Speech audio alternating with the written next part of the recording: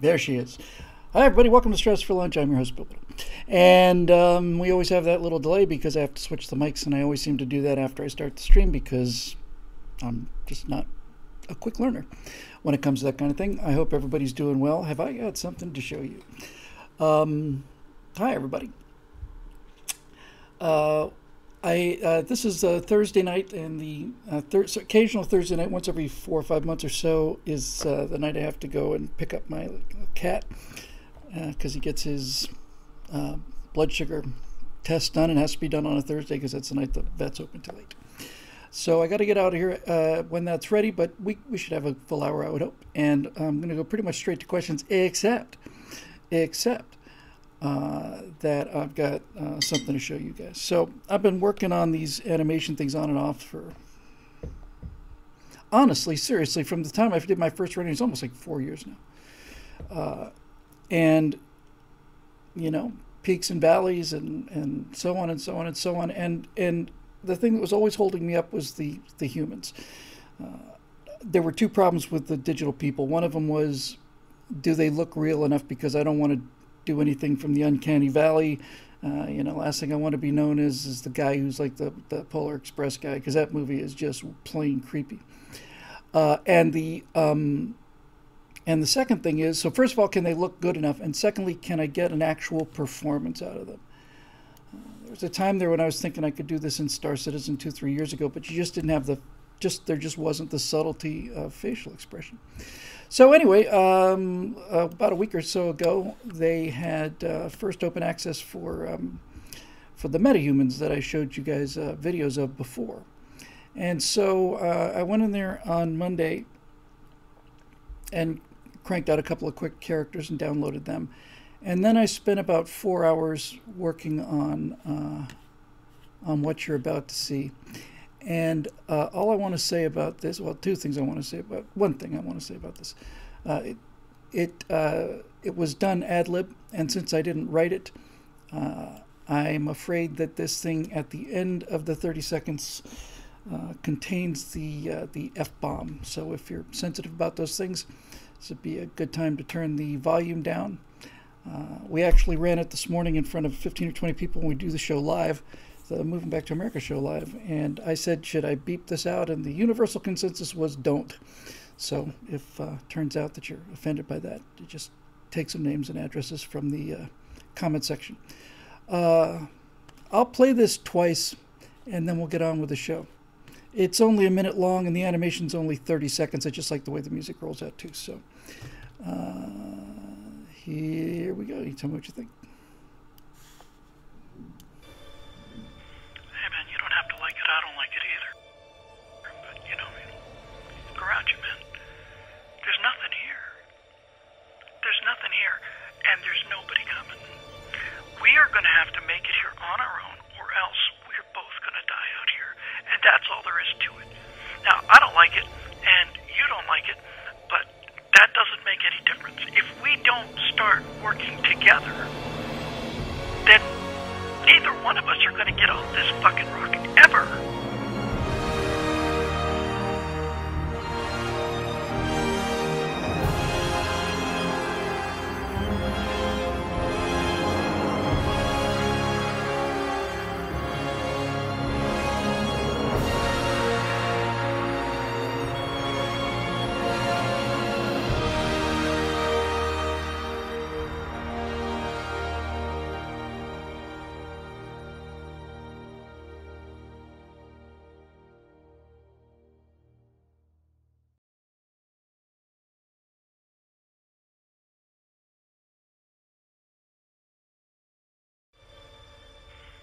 You don't have to like it. I don't like it either. But, look around you, man. There's nothing here. There's nothing here, and there's nobody coming. We are going to have to make it here on our own, or else we're both going to die out here. And that's all there is to it. Now, I don't like it, and you don't like it, but that doesn't make any difference. If we don't start working together, then neither one of us are going to get off this fucking rock ever.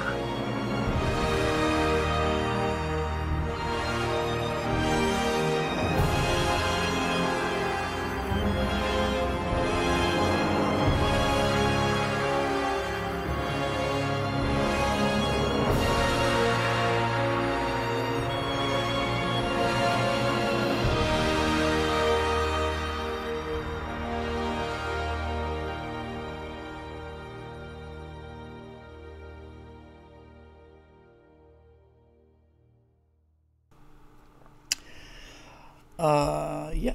Well, the more astute of you notice that the suits aren't moving, and that's because the suits aren't moving. Uh, the the complexity of getting all this stuff down is really tough. And I don't. And somebody else said no face shields. There was actually glass there, but I didn't like the way the glass rendered either. So yeah, I don't expect. I'd be astonished if by this time next week we don't have both of those problems fixed. The glass was an easy one. It was supposed to be ray tracing the reflections, and it just didn't. Um, and there were no movements of the suits, and I'm down with that too. This is the second render I did out of MetaHumans, and this is with, I don't know, 7-8 hours of playing with the software. With that said, I think my two biggest concerns were just completely, I just blown out of the water. I was so happy with this last night. I just actually cried a little bit, just because of the delay and the wait and the frustration. I think that there's obviously work to do with the little bit of lighting, but nevertheless, I think that the faces look real enough. And the thing that impressed me the most was those were just motion capture performances straight out of the camera, no finessing of the animation whatsoever, none. It's just right out of the camera. I was thinking, oh, there's going to be too many jitters. That wasn't too bad. The expressions were great. Just so you know, the way I did that, I basically was just still doing lighting tests, just trying to be able to record the thing. So I had the iPhone in front of me, and it's recording me, and it's taking that information live to this to the Unreal Engine, who's moving the face of my character. And I've got the game headsets on, and I hit record, and I just ad-libbed the thing out, and it's an incredibly complex thing. I can get suits to work, and I can get the faces to do the live motion capture, and I can't do both yet, but I think by tomorrow, or certainly by middle of next week, I'll have them both done. So then anyway, I took a look at the first one, and I just really liked it, and I thought, man, that's just great. And it was just the one take, obviously, not talking to anybody. And then I realized, okay, I've got a character who I try to make look a good deal like Zoe. Why don't I just download him? I'm not going to pretend to do his voice, but I can do reaction shots. So once I had the first shot in the can and output, I set up the shot on Zoe, or did the reversal, got the lights tweaked a little bit, and then I played the output of the first character. I played the output of that thing, and then I just basically reacted to it. So that was me playing Zoe as well, and that's just one of the amazing things about this. I bought a motion capture suit. I knew it'd been a while. It'd been like almost 2 years ago, but I think we're going to crack that thing out in the next 48 hours. So this MetaHumans thing is to say it's a game changer. It's what everybody's saying. With all of this stuff said, and the things that I still am not quite certain how to do, like changing the costumes, it is just basically a game changer. You can download 50 characters that are there, and if that's great, and I like to finesse them and play around with them a little bit. They go right into Unreal. You just tell your iPhone, you load the Live Link app. It's got to be an iPhone 10 because they have that 3D facial recognition to turn the thing on and off, which is pretty sophisticated as it turns out. And then you just start recording, and whatever you do, it's doing live in Engine. And then the next step, needless to say, is to get the face going and the body going, and then we're in actual business. Chief Pup, I just said, notice says consider adding subtle movements to the spacesuits. They're too stiff. I appreciate that, but they're not moving at all. I could either have them on the moon in suits that weren't moving, or have them in a corridor someplace. And I just decided, what the hell, I'd go for the high quality lighting. So yes, the heads are moving inside the helmets. That's because the helmets and the suit are in place. They're not moving because I can't get the motion capture data or any other animation for that matter. So I told the iPhone to record not only the facial expressions but the head movements. So basically, you can see the talking head here, right? So basically, I can do this, and everything else is not connected to that. Now, when we get this done next time, I'll turn the head thing off, so it will just animate the face, and then with the sensors on my head, when I turn my head, I'll make the helmet considerably smaller, and it'll turn the helmet, and then I'll have just the little all the little subtle motions that are there in idling. But I couldn't believe the quality of that. I just couldn't believe it. I don't have to. Marisha asked a tech question: did I have to rig the bones of the character, the IK of the suit? No, it comes. You just drag it into the scene, and off you go. I would have had those suits moving, except that suit was not an Unreal asset. It was it's a 3D asset. It's got to be rigged. Anyway, enough about all that.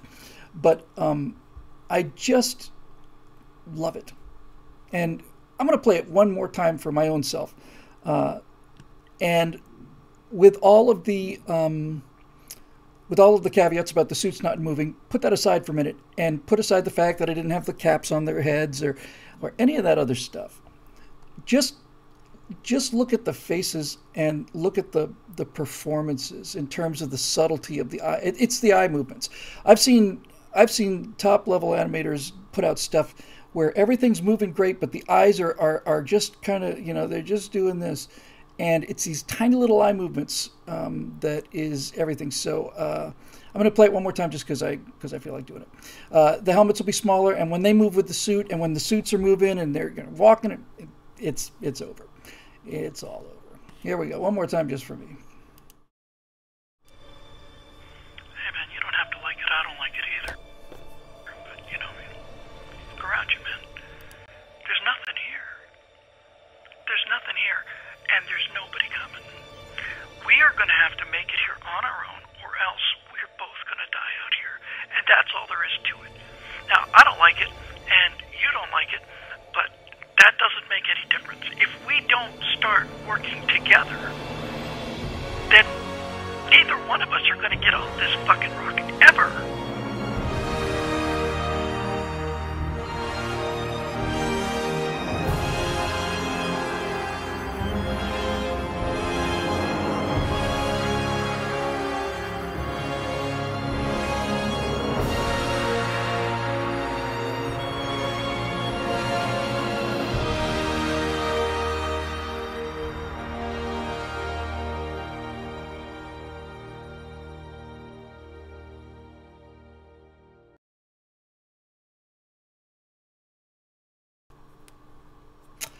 A few people mentioned the NASV thing. It's not my suit. I didn't make it. It's a tremendous asset. And in my abundant free time, I will go ahead and change those logos to something that's a little more in there. But anyway, I'm very, very pleased. So why don't we do some questions here? And we just going to do them out of Facebook today. And I know I'm looking for one in particular, Mr. Big Boutte, if that is in fact your real name. Let's have a quick look here. See what we get. 18 comments. 18 comments. All right, let's just run them down. Martin Archer. Hey, Martin, how are you? Have you seen Gennady Tarkovsky's Primal? To me, it is the best animated storytelling I've seen in years, perhaps in decades. There's no dialogue, but the stories are always brilliantly and beautifully told. There's a lesson or two in there, perhaps, for the colonies. I have not seen it. He's included a link kindly in the question box, and I will look at it as I am uploading this show in an hour or less. Moving on. You set him up and I'll knock him down. Eric Blake, peace and long life. Bill, sci-fi question. Hello, Eric. And hello to you for the next 3 or 4 questions as well. You noted in a few episodes ago that you have yet to read Heinlein's The Moon is a Harsh Mistress. Well, I somehow think you'd find quite a lot of inspiration for your other sci-fi concept involving the colonies. After all, the book is essentially the American Revolution in space. Earth is England, the moon is the colonies. Yes, I will check it out, Eric. Again, I don't have an awful lot of free time, but I do have an iPad that I cart around with me for, when I'm getting a haircut, which is... for me, that's at 10:30 and then again at 3:30. So I can read it while I'm in the chair. I will come back to some of the other Eric Blake questions. Graham Godfrey. 5 grams of oxygen made on Mars. Yes, in subs we do that all the time. Still, this is my white pill. Amen, brother. I don't think it's up yet. I did my right angle this week on Mimi Ong, who's the program director for Ingenuity, and the point wasn't just, geez, how cool is the fact that they did it. First of all, I started the thing by saying, well, just a few days ago on April 19th, the Wright Flyer made its 7th flight. In older news, 117-year-old news or something like that. Flew 4 times at Kitty Hawk, then it was destroyed. It went to the moon with Apollo 11. Neil Armstrong took it up, and then John Glenn took it on his, I think it was STS-95 flight. It's an Ohio thing. And then they have a little tiny piece of it on board Ingenuity, and that's cool. But the thing I talked about on the show was Mimi Ong, and I basically said there's very few people on Earth who will ever know what it's like to be as happy as Mimi Ong is right now.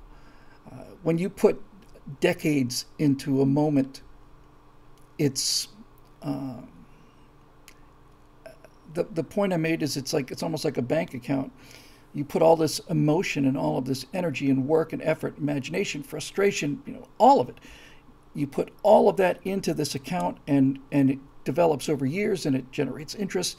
And then when it comes back to you, it is simply the best feeling in the world. I'm pretty sure most of you have had similar experiences. I don't imagine too many of you have had the experience of flying a helicopter on another planet. But certainly you must have had peak experiences where an awful lot of work and an awful lot of effort paid off. And I had a little small one like that last night. Mostly not so much on the strength of that video as so much as the strength of what I'm going to be able to do with that technology. And it's a shame because, with the attention spans getting shorter and shorter and shorter, nobody's putting in the kind of effort it takes in order to get that kind of reward. If you watch her during the first flight video coming down from JPL, she knows, everybody knows the thing's either succeeded or it's in pieces or it's sitting there dead, one or the other. And she's just every single call out, okay, we got the rotor spinning up. Oh, we got this. Okay, we're showing, we're off the ground. Oh, we're rotating. And we landed. And she's just off the hook. Then she tears up a piece of paper, which was her speech if the flight had failed. And I admire her extremely much, very much. I really do admire her. She put her awful lot of work into that, and everybody in the room looked like they were 11, and that's great. That makes me very happy, very happy. The problem is that our educational pyramid is getting so narrow. China turns out more engineers than we graduate students every year, and our test scores in math and science are out of the top 30 now, I think, and that can't continue forever. But we got a pretty good lead, and it'd be nice if we could build on it instead of just coasting and playing defense and prevent football as the other team gets closer and closer and closer. China put a probe into orbit around Mars. That's a hard thing to do, putting a probe into an orbit around another celestial body, and it's harder to do it to Mars than it is on the moon. So they pulled that off. But we did that in 1971 with Mariner 9. And the idea that the Chinese could accomplish what they did just landing the Perseverance, they just don't have the technical skill yet. And they don't have it yet because they haven't failed enough. We put the Viking landers down in 1976. It's quite a while ago. So we need to keep people going, and I don't want to turn this whole thing into a 100% CG extravaganza, as I often do, but there's nothing out there now in the pop culture that is celebrating engineers.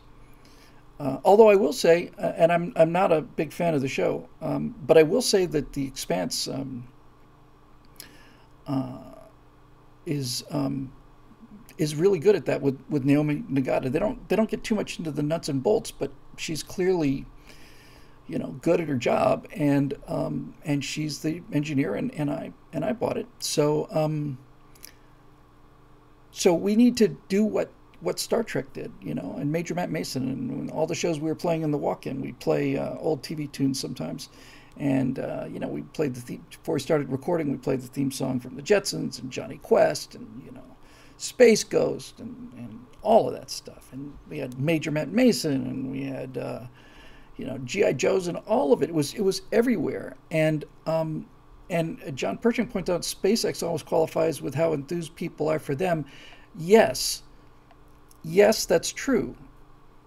SpaceX and what we just saw are definitely good, but I still maintain that it takes entertainment for you to really connect to it. Otherwise, it's just like cool. I mean, when you saw the two boosters come back from the first flight on that Falcon Heavy, it's the most spectacular thing I've seen since the moon landing. And I thought, wow, that's amazing. But it doesn't stay with you the way that Scotty does, or pick somebody, right? It doesn't. It's not humanized. That's not quite true. It's not personalized. So I am really looking forward to putting out something really cool and really, really bleeding edge and clever. If I had one adjective for the work I want to do with this thing, if I could put one adjective on it, it would be clever. And there's not a whole lot of clever stuff out there. So so they made oxygen on Mars, Graham, and in subs we do that all the time. Bless you, man. I just love submarines. I just love them, and the submarines, the U.S. Submarine, post-war submarine, post-Nautilus submarine service record puts the lie to the whole anti-nuke thing. These people are. You people, sailors, submariners, spending 3-4 months in a steel tube right next to 160 million watts of, uranium, and never had a radiation accident that I'm aware of. There's a lot of guys that we've been doing this since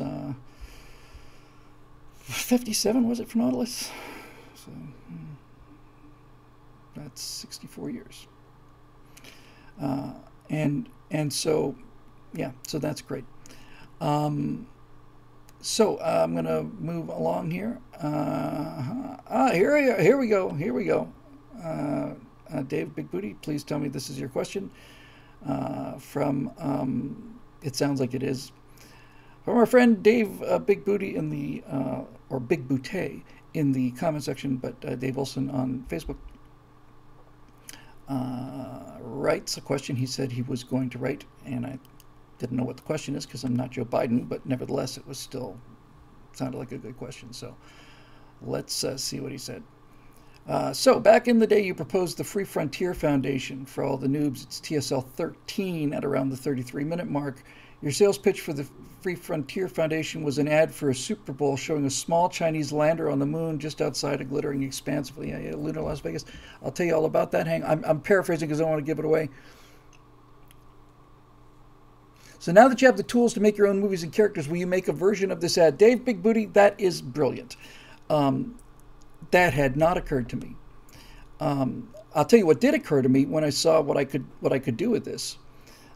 It did occur to me, and I don't plan to just do just this one show. I mean, I want to start a conservative movie studio. Forget just animated movies. I just want to do conservative movie studio. So when I saw this and I realized this was with Unreal 4, Unreal 5 will be out this year, we're at the point now where I could actually do Big Bat Problems in Unreal and be perfectly happy with the app. It'd probably be easier. So there's that. But when I first saw the guys on the moon and how good they looked, I thought, you know, one thing I could do would be kind of fun to do would be to do the Apollo 11 spacewalk in real time. You know, in real time. Where are they at what time? I don't remember how long it was. I know it was less than an hour. But it's there, and there are people out there. I don't have that granularity on this, but there are people out there who can tell you that, you know, at 14 minutes into the spacewalk, that's when Neil took the walk out to the crater out there in right field and stuff. It'd be great because in Unreal, you basically set it up. It's like a play. It runs in well, even if you record it in non-real time, everything's happening all at once, and you can put cameras wherever you want to, cut to them whenever you want to. So if you had the data, you could relatively easy. There are thousands of. Well, there are 4 or 5 photoreal Apollo suits that would do it. Spend a little time in metahumans, you could get real close to Neil and Buzz. And then 2 hours for Neil, 1:45 for Buzz. I didn't think it was that long. That really surprises me. I thought it was much shorter than that. Anyway, that would be a great historical thing to do. That'd be the kind of thing that I would assign to a team of underlings. And frankly, since I just turned 62, I am horrifically disappointed at the number of underlings that I've been able to accumulate in this time. I'd expected thousands by now, hundreds of thousands. But that's the kind of thing that if you were running a studio, I would allocate the resources to it, and I'd say, guys, do it. And then we could do the camera work, and it'd be fun. And would I fix Neil Armstrong's statement, "One small step for a man"? You know, it's funny because I was thinking about that when I was thinking about doing this animation. Yes, but there is compelling evidence that I think some Australian guys did this, and they had a chance to tell Neil about it before he died. But a couple of Australian sound engineers, not space guys, really broke down the transmission and brought out all of their top computer tools. And those guys are convinced that there's a radio anodyne. That's a moment when 2 radios are transmitting at the same time and it just block each other out. And on general aviation airplanes, it's me. It's not a pleasant sound. But they said there's an anodyne right there on the So, I'm sorry, I said anodyne. Thank you, Dave. Heterodyne, beg pardon. Yeah, this is the beauty and the horror of having people smarter than you watching everything you say 10 seconds later. A heterodyne, not an anodyne. Heterodyne, when the two things speaking at the same time. And they said there was one right when he got to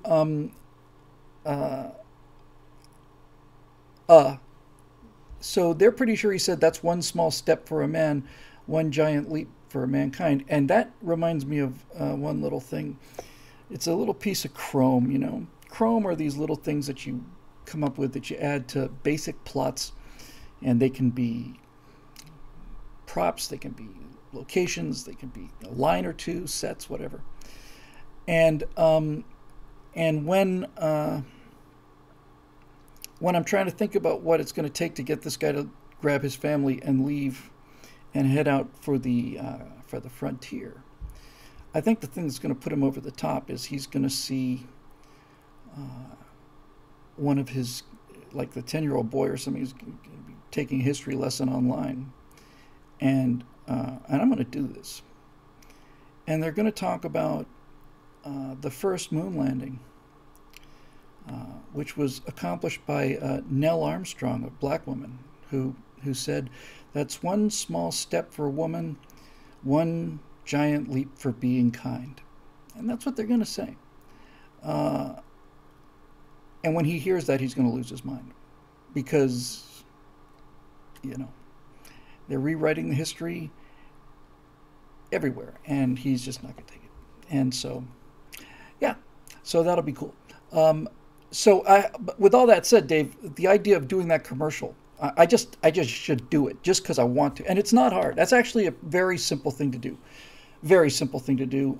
I could practically do that in my multitude of free time. But in any event, I will be thinking about that carefully now, because that is actually the kind of thing, whenever you see a space helmet with the visor that's either black or reflective, that's just cheating, because it's doesn't take any work. It's just the outside of the helmet.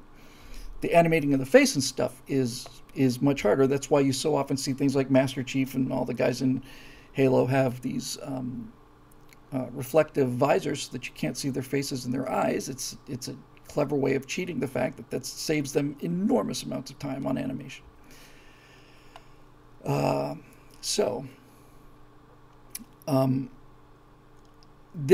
That commercial, and I cut it off in the read, and I'll tell you about it right now. The Free Frontier Foundation was an idea I had back in I think it was right around episode 13, in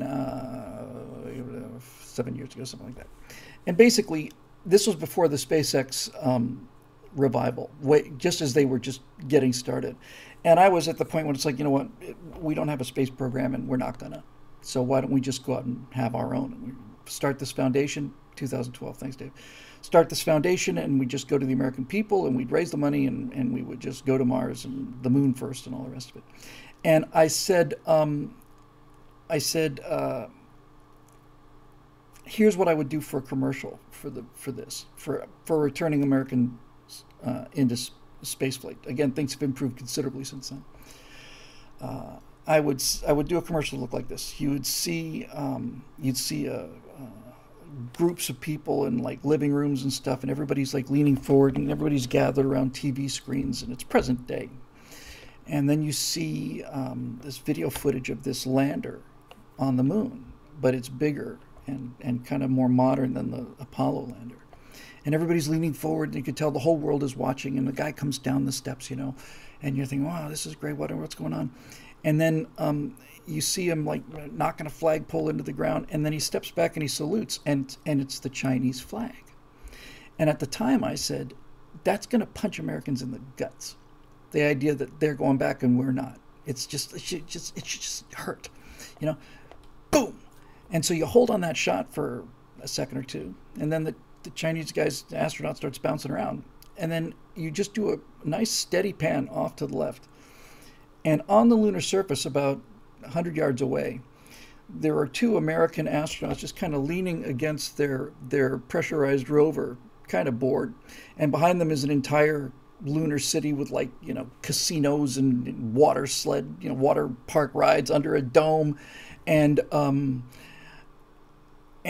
pan off to the right. Thanks, Dave. Not to the left. Oh, God, I should just let you do the show, honestly, by remote control. I'll let you you can facial mocap the stuff, and I'll just say it.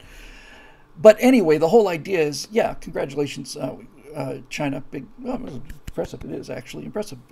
But we've been here for a long time. And that would be the kind of thing where people go, yeah. So I had forgotten about that commercial for years. And that's why I think I could make it. I could make it very realistic looking. So thank you for that marvelous idea, and I will keep that in mind. All right. Working our way back to you, dear. Steve Young. The MSM and politicians are constantly stating how much more likely blacks are to be in deadly confrontations with police, but they never state the racial profile statistics about the disproportionately large number of blacks that are being thugs. They don't actually mean defund the police. They mean the law should not be applied to them. That is it in a nutshell. That's precisely right. It's not a question of, gee, this is a terrible, out-of-control problem. It's about we don't want any law. We want to be able to do whatever we want to. We want to be able to break into stores and just take stuff. That's absolutely what it's about. Absolutely what it's about. I mentioned this with Zoe, and I mentioned it just, I don't know, MB2A show just recently. Black Lives Matter. I had a little conversation with a black student about this, and I said, I care more. She said, you said you care more about Black Lives than Black Lives Matter does. I said, yeah, I think I do. She said, yeah, you want to explain that? I said, sure. 2017, roughly 8,000 black homicides, and of them, 4% were committed by police under any circumstances. So if a black man walks up to a cop, even a black cop, and shoots him in the face, and the cop returns fire and kills the guy, that still counts as part of the 4%. So I said, if you've got a movement that's all about 4% of the problem, exclusively focusing on 4% of the problem, and not only not dealing with the other 96%, and not even pretending that it's not there, but actually burying it, then that's not a serious movement. So there it is. The number one killer of blacks in America is other blacks by a large margin. And they don't want to talk about that. And that's where we need to be going, and that's where I go all the time. It's these cities that have been run by Democrats, run into the ground by Democrats for 100 years. I'm watching Los Angeles fall apart in front of my eyes every day. They just take the money. It's just that simple. They raise taxes and then they take the money. And they're supposed to be the party of compassion? No, we just need to nail that. It's like if you take the inner city murder rates out of America's statistics, then America's the safest country in the world. It really is. It's the number one with the bullet argument. It's safer than Sweden. It's safer than the Netherlands. It's safer than Switzerland in terms of the murders per 100,000. You take inner cities out of there, and you just look at places like Plano, Texas, or any rural community, or even most suburbs. So yeah, this is how they do it. They make such a big noise, and they put such focus onto this one thing that nobody's been trained to sit back and look at the bigger picture. When the woman who shot the guy with the taser, with what she thought was the taser, the police officer, the first question when you see something like that is, well, I'm not talking about the emotional response, but the first intelligent question is, how often does this happen? And to my knowledge, I think the closest answer is never, or nearly never. And so there's never any perspective on this thing. It's all well, this is the new national problem now, is the police have been killing people with their pistols and claiming to use the tasers. It's just, it's just not true. Adam Carolla, Mobile Moto saying, Adam Carolla show just exposed the homeless funding as a huge scam. The people who help are pocketing billions in the name of do-goodery. That's right. I forget the numbers, but I think there's something like this. The city of Los Angeles has allocated $165 million a year for homeless housing for the last 7 or 8 years. And somebody asked them, the guy who's running a homeless shelter, said, how many of these apartments have actually been built at $165 million a year for 6 or 7 years? He said, none have been built. None. Where did the money go? He wonders aloud. So yeah, and Steve, the bigger issue is we should be running this into the ground, and we should be on offense on this one, and we should be on offense on this one because we're right. And I don't know. I don't have to do everything myself. But anyway, that's that. Here's our friend Merlin Wendelboe. A basic tenet of America is you will have your day in court, but the Kraken never got its day in court, often due to the most feeble of judicial excuses, and now there is admission after admission of there actually were irregularities and fraud in X state or precinct now that it's too late to matter. Can we get someone to make a people's court of the Kraken versus the swamp? Who would that someone be? I don't have time to do that right now. And to do that right is a monster of research. This is the job of journalists. And it would be the biggest story of the century if there was a journalist left. My hopes rest with Heather McDonald. But it's going to take years for that to happen.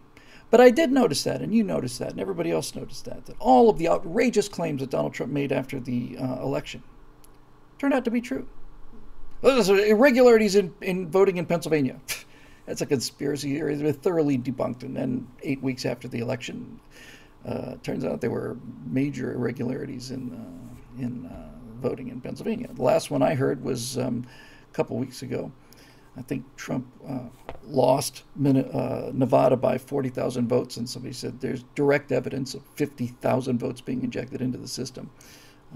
And they weren't injected into the system by Republicans, because we don't inject votes into the system.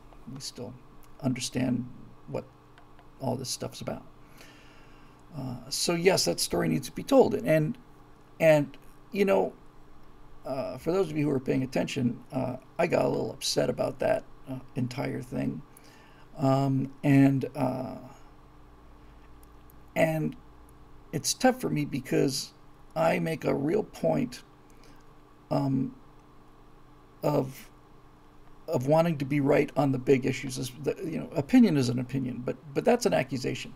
And I looked at all the data, and I looked at the counterclaims to the data, and this was an example of weighing evidence. Just give you one quick example on this.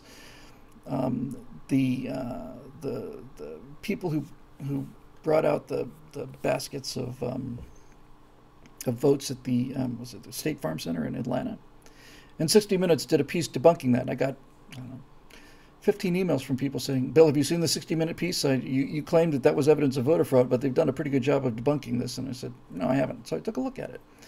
And there's a guy there, and he's saying, well, you can see, ancient old 60 Minutes guy, you can see that the workers are putting seals, do not tamper seals, on these containers. They're voting, they got a call to stop counting at 9:30 or whatever, and you can see that they sealed it. They sealed it in the presence of witnesses. And then the guy's going, "Oh yeah, so there were people there watching them seal it." And I says, "Yes, absolutely. And I can't stand it that Donald Trump's team put this out there because it's such a lie." And people go, "See, debunked." And I said, "Okay, first of all, who made the call saying stop counting? Who made that call? Who has the authority to make that call? Why was that call made in the first place? You claimed it was because of a broken water main, but there was no broken water main. So who made the call and why?" The second thing I would say is, I don't know if a tamper-proof seal does an awful lot of good if you put it on in the presence of witnesses, and then you clear the witnesses out of the room, and then you bring it out and break it. That didn't come up. Just didn't seem to want to think along those lines. And all of it, and I don't know, I haven't been able to independently verify, but some guy did a breakdown and said that votes were being consistently, the same number of votes were being added on a percentage scale that was sliding, and that you would see from, I don't know, it was different precincts or the same precincts, but it'd be like, 22,590 votes here again and again and again and again and again. My favorite issue about this is real simple. The first day, the next morning, people wake up and go, what? And you saw the curves, right, in the battleground states. Donald Trump's curve is here, and the blue curve's below it. And then, doink, there's this jump at middle of the night. And then, looks like Joe Biden won. And I said, well, how are you going to explain that? And so a guy came out and said, no, that's absolutely ridiculous. No, it was a simple typographical error. It was an input error. And it was corrected. And I'm thinking to myself, well, okay, people make mistakes. You would think that something of this magnitude wouldn't be something that would be left up to one individual typist accidentally hitting an extra key. Secondly, if it turns out that you did add an extra digit, meaning it is an order of magnitude higher, instead of 13,000 votes, 130,000 votes, it seems to me that somebody else should have noticed that a precinct that is expecting to turn in 13,000 votes, when it turns in 130,000 votes, That should get people's attention before they enter the data and before they send it out for the Associated Press to declare the winner, and on and on and on. But my main argument about this, and no one says this, no one. He said, no, it was a typograph, it was literally an input error, which we immediately corrected. And I'm saying to myself, I'm screaming at the TV as I often do. And I'm saying, well, if you're telling me that this uptick was an input error and here is time this way. So if you're telling me that in the middle of the night when everybody was supposed to stop counting, but you were counting anyway, there's this uptick and that was an error which you've corrected, then the graph should go back down by an equal amount. Shouldn't it? No. Next question. Joe Pomeroy. Have you seen Astartes or other fan-made 40K videos? Yes, Astartes is fantastic. It's absolutely tremendous, and I really think this is the future of entertainment. Not just our entertainment, but I think this is the future of entertainment. The tools are now available so that people with actual ability, and me too, are going to be able to produce stuff that is as good as or better than what the movie studios are putting out. There's a video on YouTube. It's a 5-part series. You can see it all in one part called Astartes. Those are the Space Marines in Warhammer 40K universe, which took me a long time to get into, but now I really, really, really like. And it's done by one guy, just like, I don't know, somebody else I can think of. It's fantastic. And whenever you see one of these good pieces of fan fiction, it's the same comment again and again and again and again and again and again and again. It is the same comment. Thousands and thousands of times I've seen this. And the comment is, why doesn't CBS turn Star Trek over to you? Why doesn't Game Designers Workshop give you the money to make an Astartes movie? Why is all of this money going into, Walking Chaos is the latest flaming disaster, starring two of the biggest stars in the world. Why is all the money going there when for 1% of the money you could give it to people and they put out something absolutely amazing? Well, this isn't gonna last. It's not only as good or better technically, the main thing is it's better written, and that's the whole thing right there. So as the studios continue to do their roll left and die thing and get woke and go broke, and they ruin Star Trek and Star Wars and all the rest of it, as they ruin it, the fans are going to take up the slack and they're going to start producing fan fiction that is not only good but better than what the studios was putting out. And that is getting closer every day, and the metahumans is we're going to look back on this as that was the big leap. Trust me on this one. That was the time when it became possible for one person on their own. Unreal's free. In fact, I can make all the movies I want to with Unreal. Unreal wants a percentage of whatever video games I might create using the Unreal Engine. But it's free and it's open source to the degree that other people can provide assets. And this is brilliant. It's a brilliant model. Brilliant. They're worth hundreds, probably billions now. Although somebody told me they were just sold, and that doesn't make me happy. But in any event, here's the engine. Go do it. And we are.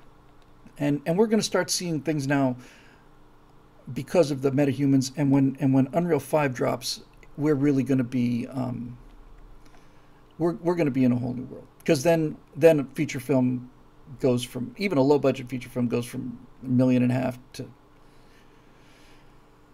don't know, probably do it for $100,000 or something. And it gets cheaper every day. And once you buy a motion capture suit and you buy it for one project, you get to use it on all the other projects too. So anyway, Unreal is China owned? Wow. Tausi P says that Unreal has been owned by China for many years. I did not know that. That's extremely upsetting to me. I knew about TikTok. I didn't know about Facebook. Critical drinkers live hard. The big dumb movies try not to be anything other than big dumb movies. Yeah, critical drinkers great, and so are the rest of them. They all get it. So we are in the process now, as we speak, of watching the entire thing invert, where now, because of the breakthroughs in technology and the raw talent that's out there and able to connect to each other using the internet, now the fans are capable of producing stuff that is better than what the studios produce. And so,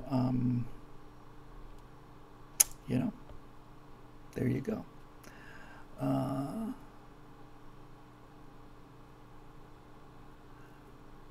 Daryl Green, politics are making me crazy. So earlier today, I vowed to take a week off from any political stuff. What's your favorite way to unplug for a bit?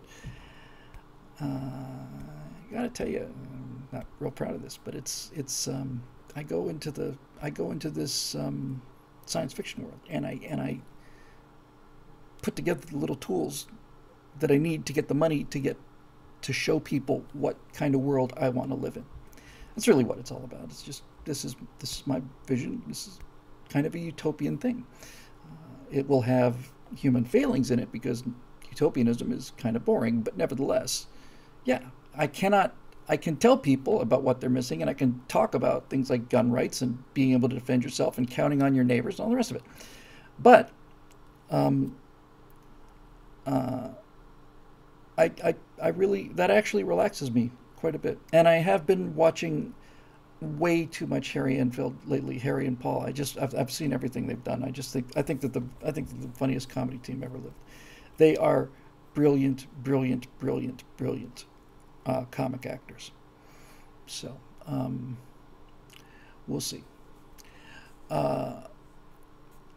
Justin Green, should we give BLM exactly what they're asking for, defunding and dismantling the police? Yes. Yes, we should. I have to tell you, I was astonished.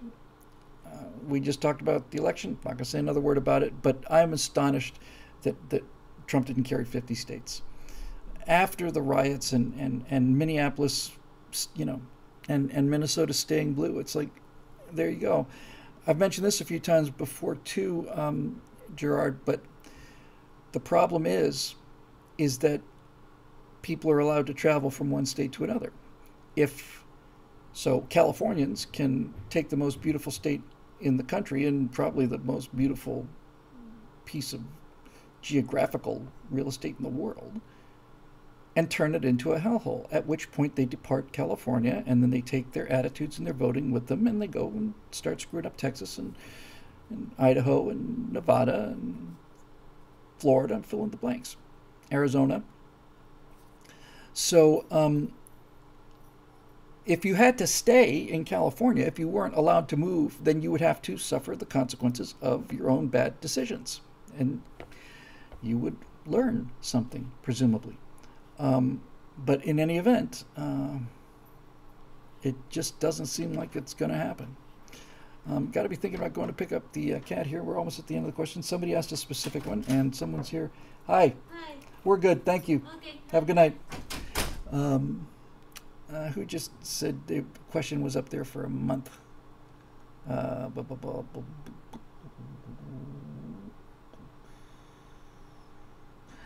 Bill's behind on members' questions like about 4 weeks. Yeah, that's right. So I'll see if I can get to those next time. Walzard13, can you help me with the name on that one?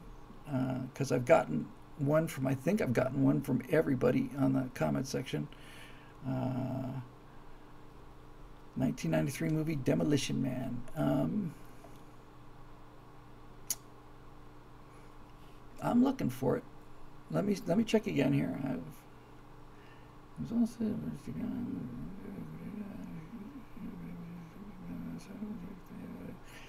That's an awful lot of Eric Blake as usual, and I don't know if I see it. Let me do a refresh here, because I'm going to have to go. And next time I'm gonna catch up on all the members' questions and all the rest of it. But there's a 19th comment. A comment has been added. Let's see if that was you. You can't. It's not. There it is. Yes. By the way, it's not the Stratosphere Lounge that did air. It's just. It's a contractual thing. Eduardo Enrique, after a month of waiting, or two, or whatever, says, "Hey Bill, Wazard13 here. You ever watch 1993's Demolition Man? What are your thoughts on it? Love, Death and Robots Season 2 is on its way. Looking forward to your own sci-fi opus. Best of luck." Thank you very much. Yes, Demolition Man was, I think that wasn't that Stallone and, oh. See, the answer to this question is already popping up in the comment stream, but I'm not going to look at it. Oh God, his face. He was great in that. I give up. Wesley Snipes, yes. And I think the reason that that people find it interesting is because it takes place in the future when there is no crime, and I don't remember what it was, whether people been chemically neutered or whatever, but the police go out there and there are no violent criminals, and so they don't know what to do when a violent criminal is frozen and wakes up in the future, and they have to wake up the frozen policeman to go and get him. And Sandra Bullock, real early Sandra Bullock in that, yeah. That sense of, see, this is the kind of thing I was talking about when I say when you show people, it's a weird thing to see, even in a movie that's a kind of tongue-in-cheek movie, but watching the police be utterly panicked by violence it's an alarming thing. Idiocracy accomplishes that. Office Space accomplishes that. Office Space, for example,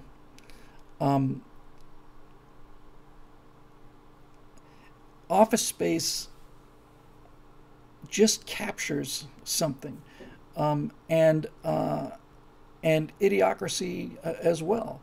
You know, here's what happens when you get to this point. Somebody wrote, who was it? Maybe it was Ray Bradbury. It might have been Asimov. I know virtually positive it wasn't Clark. But they wrote, it might have been, no, actually it was Vonnegut, I think. But they basically were talking about in the future, guy's going to have a doctor of philosophy because he knows how to file things in a filing cabinet. We don't have filing cabinets anymore. But in that future, they had the jets that would be flying. They had things to make flames shoot out the back and make it look like it was going faster than it really was, and all the rest of it. And that was, I think, a world where there's the stupid people are outbreeding the smart people, and so they're running everything, and the smart people have to basically, kowtow it to them. So that was that. Guys, I know I missed last week, but I have to go and get my cat, and so that's going to do it for tonight. I'm sorry, Eric. I know you put 7 questions or so in there, but I will try to get more of them next time, and I'll definitely try to catch up on the members' questions.